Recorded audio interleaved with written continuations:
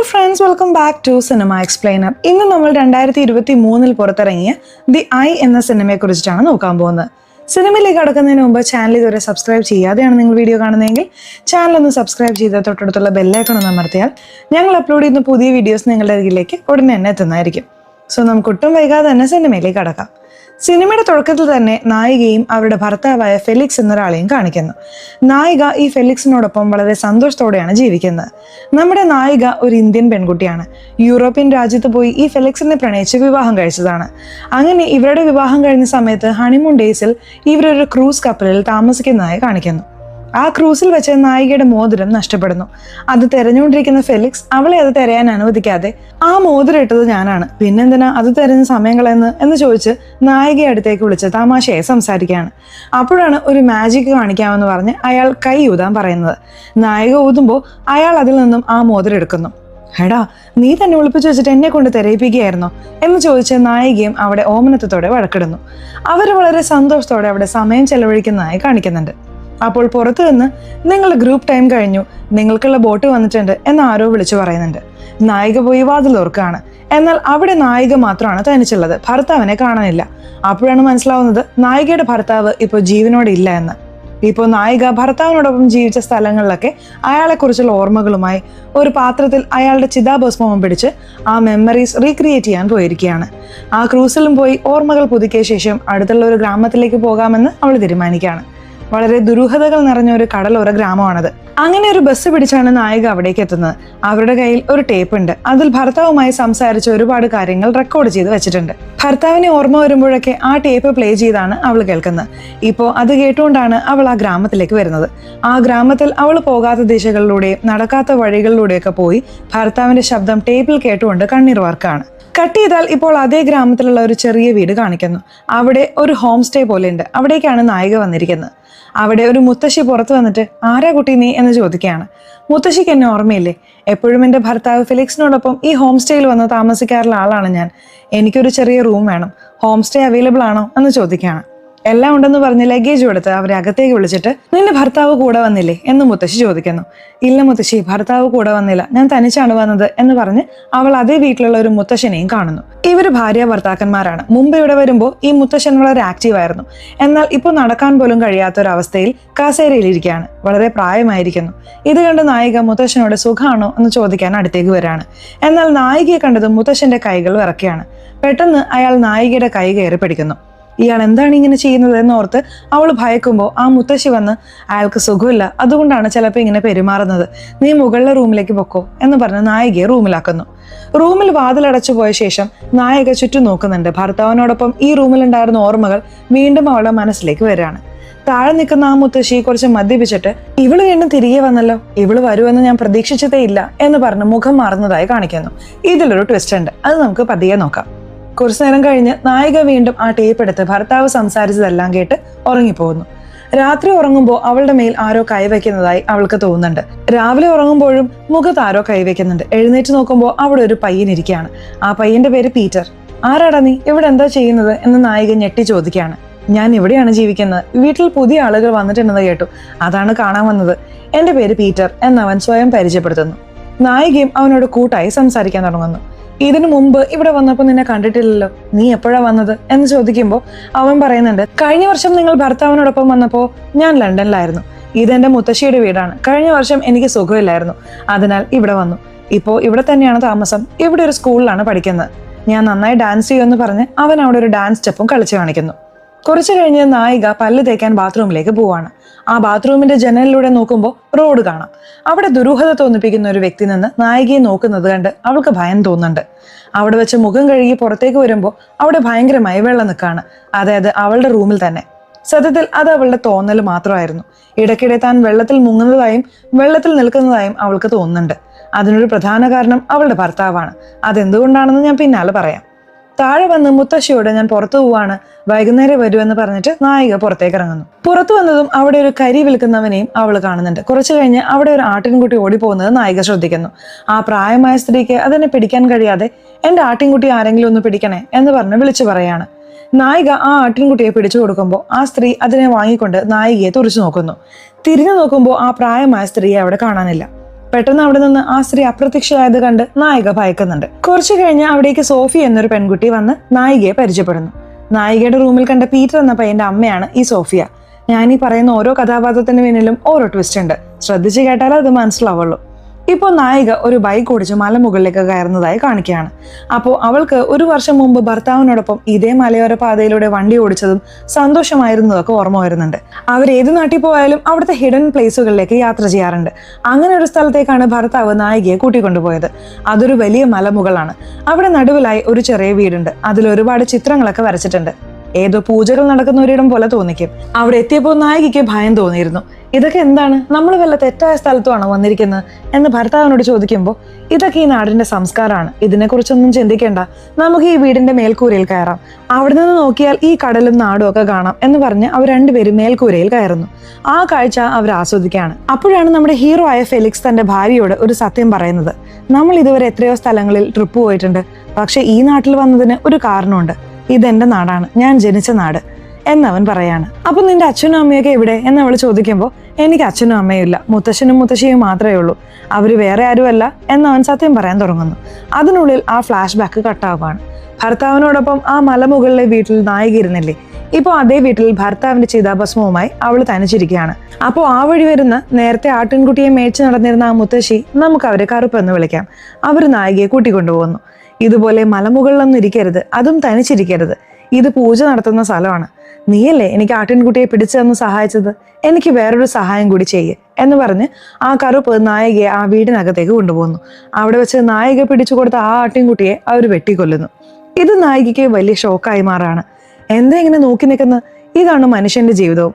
എപ്പോഴാണ് മനുഷ്യന്റെ അവസാനം വരിക എന്ന് ആർക്കും പറയാനാവില്ല. ഉദാഹരണത്തിന് നിന്റെ ഭർത്താവിനെ പോലെ തന്നെ എന്ന് പറഞ്ഞതും നായിക ഞെട്ടിപ്പോവാണ്. തനിക്കൊരു ഭർത്താവ് ഉണ്ടായിരുന്നെന്നും അയാൾ മരിച്ചുപോയെന്നൊക്കെ ഈ മുത്തശ്ശിക്ക് എങ്ങനെ അറിയാം എന്നോർത്ത് അവൾക്ക് ആകെ പേടിയാവാണ്. എനിക്ക് ഇതിനും അപ്പുറം മറ്റൊരു കാര്യം കൂടി അറിയാം. നിന്റെ ഭർത്താവിന്റെ ചിതാഭസ്മം നീ സൂക്ഷിച്ചിട്ടുണ്ടെന്നും ഭർത്താവിന് ഈ ഗതി വരുത്തിയവരോട് പ്രതികാരം ചെയ്യാൻ വന്നതാണെന്നും എനിക്കറിയാം. അവരെയാണ് നീ ഈ ഗ്രാമത്തിൽ തിരഞ്ഞുകൊണ്ടിരിക്കുന്നത്. വിചാരിച്ചാൽ എനിക്കെല്ലാം മാറ്റാൻ കഴിയും, നിന്റെ ഭർത്താവിനെ നിനക്ക് തിരികെ നൽകാനും കഴിയും എന്ന് ആ മുത്തശ്ശി പറയുമ്പോൾ നായികയ്ക്ക് വല്ലാതെ ഭയം തോന്നുന്നു. ഇവിടുന്ന് രക്ഷപ്പെടാമെന്ന് വിചാരിച്ച് അവൾ അവിടെ നിന്ന് ഓടുകയാണ്. താൻ താമസിക്കുന്ന ഹോം സ്റ്റേയിൽ വന്ന് അവൾ കൈ സോപ്പിട്ട് നന്നായി കഴുകുന്നു. അവിടുത്തെ മുത്തശ്ശി നായികയെ വളരെ വിചിത്രമായി നോക്കുകയാണ്. രാത്രി അവൾ എന്തോ ബുക്കിൽ എഴുതിക്കൊണ്ടിരിക്കുന്നതായും അപ്പോൾ റൂമിന്റെ വാതിൽ തനിയെ തുറക്കുന്നതായും കാണിക്കുന്നു.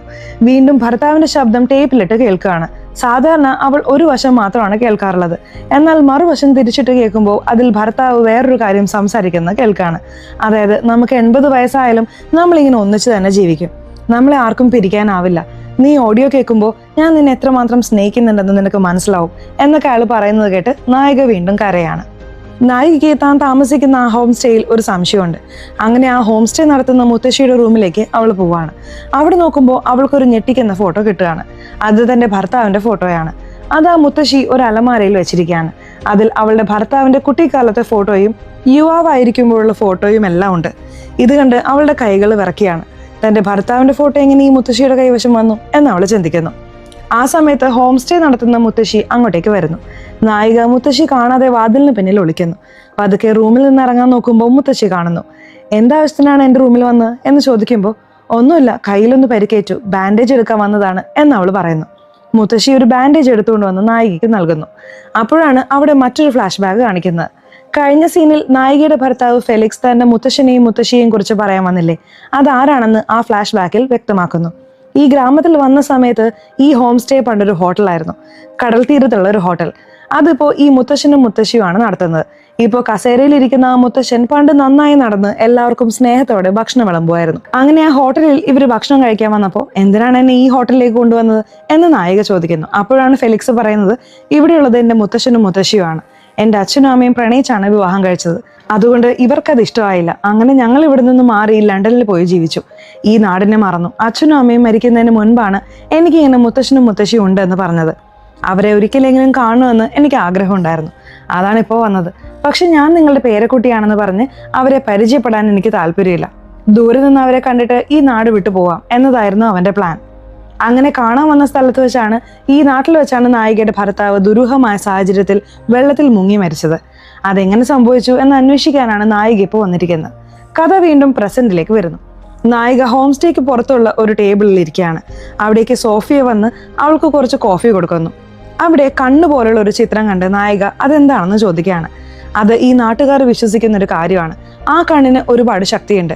മരിച്ചു പോയവരെ പോലും ജീവനോടെ തിരികെ കൊണ്ടുവരാൻ അതിന് കഴിയുമെന്നാണ് പറയുന്നത്. ഈ നാടിന് നല്ലത് വരുത്തുമെന്നും ചീത്ത കാര്യങ്ങളിൽ നിന്ന് സംരക്ഷിക്കുമെന്നാണ് വിശ്വാസം എന്ന് സോഫിയ പറയുന്നു. നായികയ്ക്ക് അത് വിശ്വസിക്കാനായില്ല.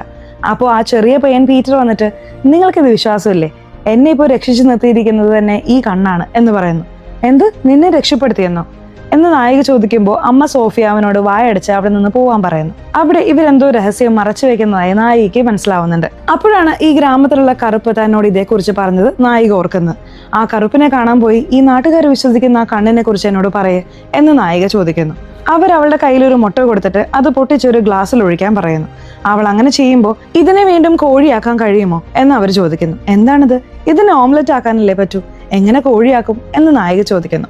എന്നാൽ ആ കണ്ണിന് അത് കഴിയും. ഇങ്ങനെ അപ്രതീക്ഷിതമായ സമയത്ത് വിധി അവസാനിക്കുന്നതിന് മുമ്പോ അല്ലെങ്കിൽ അപകടത്തിലോ ആരെങ്കിലും ഈ ലോകം വിട്ടു പോയാൽ ഈ കണ്ണിന്റെ ശക്തി ഉപയോഗിച്ച് അവരെ ജീവനോടെ തിരികെ കൊണ്ടുവരാൻ സാധിക്കും. അതാണ് ഞങ്ങളുടെ ദൈവമായ ആ കണ്ണ് എന്ന് അവർ പറയുമ്പോൾ നായികയ്ക്ക് വല്ലാത്ത അത്ഭുതവും ഭയവും തോന്നുന്നു.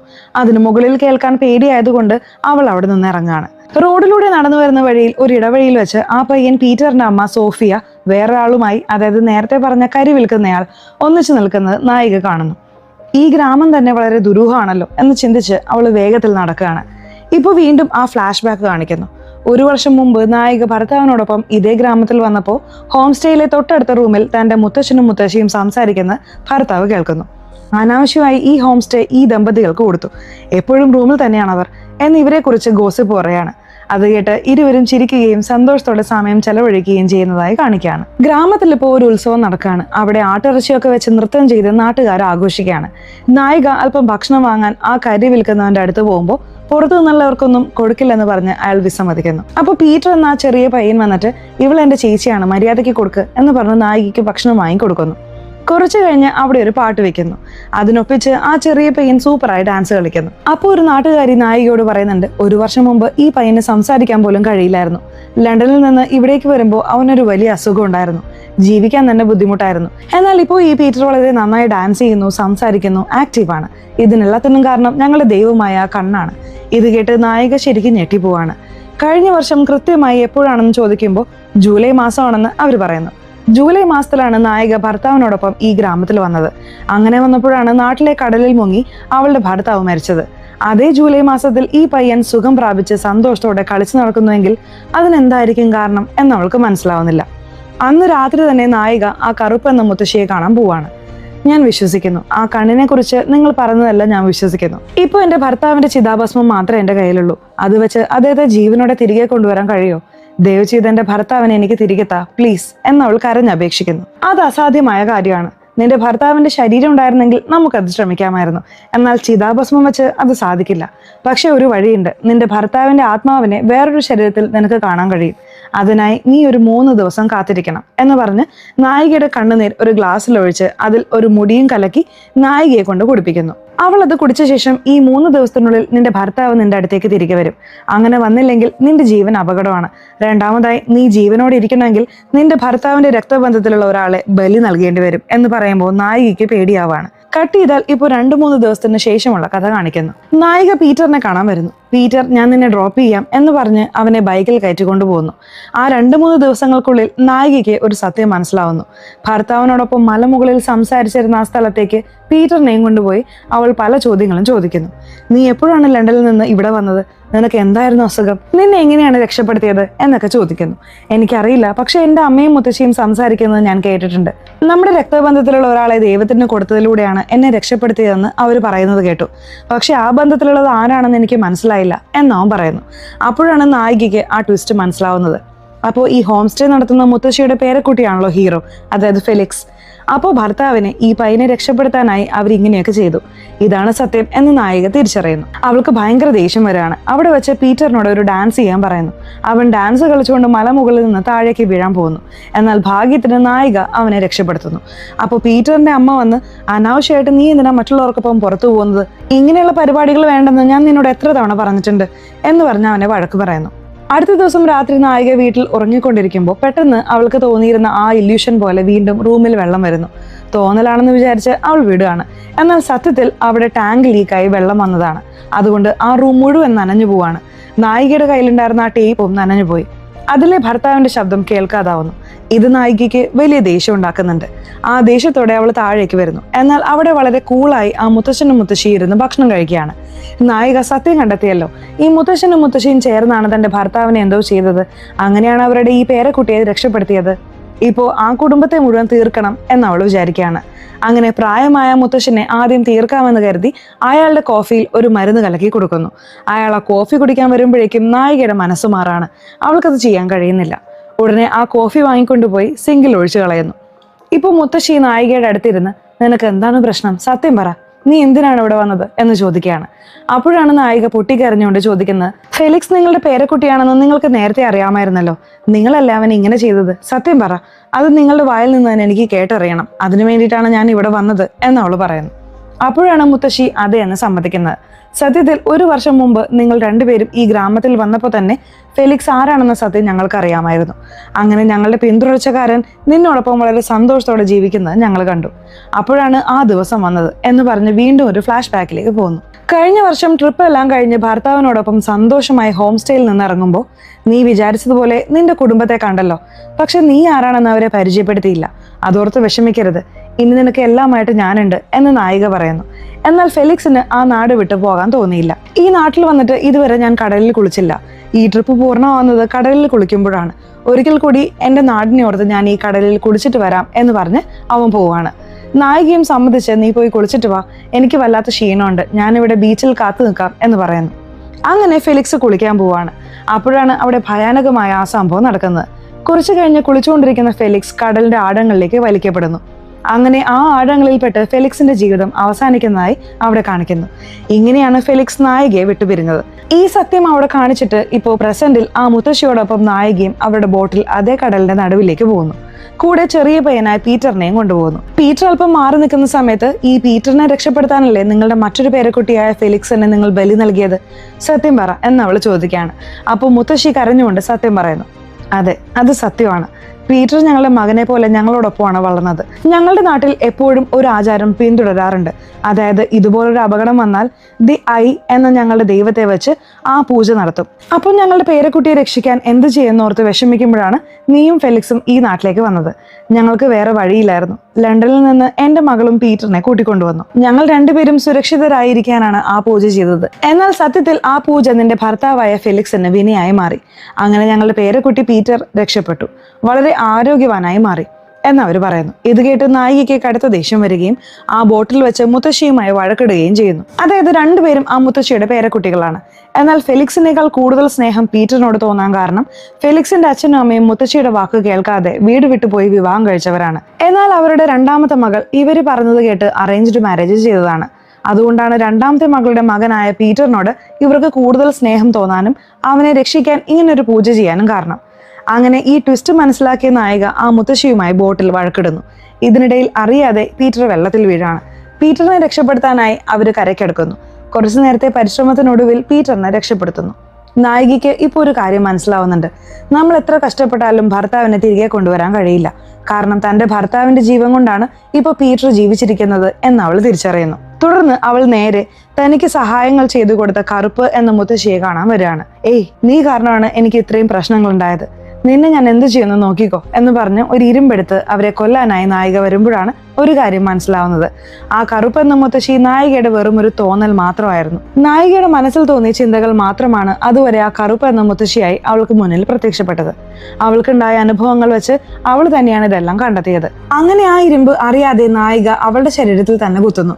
നായികയെ ഭർത്താവിന്റെ കുടുംബമായ ആ ഹോം സ്റ്റേ നടത്തുന്ന മുത്തശ്ശിയും മുത്തശ്ശനും എല്ലാവരും ചേർന്ന് രക്ഷപ്പെടുത്തുന്നു. അവളെ ആശുപത്രിയിൽ കൊണ്ടുപോയി എങ്ങനെയൊക്കെയോ ജീവൻ നിലനിർത്തുന്നു. ആശുപത്രിയിലായിരിക്കുമ്പോൾ അവൾക്ക് ഭർത്താവിനൊപ്പമുള്ള ഒരുപാട് സ്വപ്നങ്ങൾ വരുന്നു. അതിൽ ഫെലിക്സ് പറയുന്നുണ്ട്, നീ ഇപ്പൊ തന്നെ എന്റെ കൂടെ വരാൻ പാടില്ല, നീ നിന്റെ ജീവിതം ജീവിക്കണം, നീ സന്തോഷമായിരുന്നാലും ഞാനും സന്തോഷമായിരിക്കും എന്നാണ് അർത്ഥം എന്ന് പറയുന്നു. അതോർത്ത് നായിക വീണ്ടും ജീവിതത്തിലേക്ക് തിരിച്ചു വരുന്നു. അവസാനമായി അവൾ പീറ്ററിനെ കാണുന്നു. പീറ്റർ അവളോട് വളരെ സ്നേഹത്തോടെയാണ് പെരുമാറുന്നത്. തന്റെ ഭർത്താവിനാലാണല്ലോ ഇപ്പോൾ പീറ്റർ ജീവനോടെ ഇരിക്കുന്നത് എന്നോർത്ത് അവൾക്ക് സന്തോഷം തോന്നുകയും സ്വന്തം മകനെ പോലെ പീറ്ററുമായി ഇടപഴകാനും തുടങ്ങുന്നു.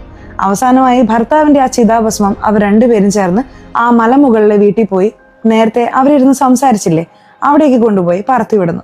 അങ്ങനെ ഭർത്താവിന്റെ ആത്മാവിന് ശാന്തി ലഭിക്കുന്നതായും നായിക സന്തോഷിക്കുന്നതായും കാണിച്ച് ഈ സിനിമയുടെ കഥ അവസാനിക്കുന്നു. സോ സിനിമ എങ്ങനെ ഉണ്ടായിരുന്നു? ഇഷ്ടപ്പെട്ടോ?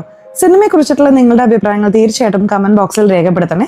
അതുപോലെ ചാനൽ ഇതുവരെ സബ്സ്ക്രൈബ് ചെയ്തിട്ടില്ലെങ്കിൽ ചാനൽ ഒന്ന് സബ്സ്ക്രൈബ് ചെയ്ത് ഈ വീഡിയോ ഇഷ്ടപ്പെട്ടാൽ തീർച്ചയായിട്ടും ഒരു ലൈക്ക് കൂടെ തരാൻ മറക്കല്ലേ. സോ ഇനി അടുത്തൊരു വീഡിയോയിൽ കാണുന്നവരെ ബൈ.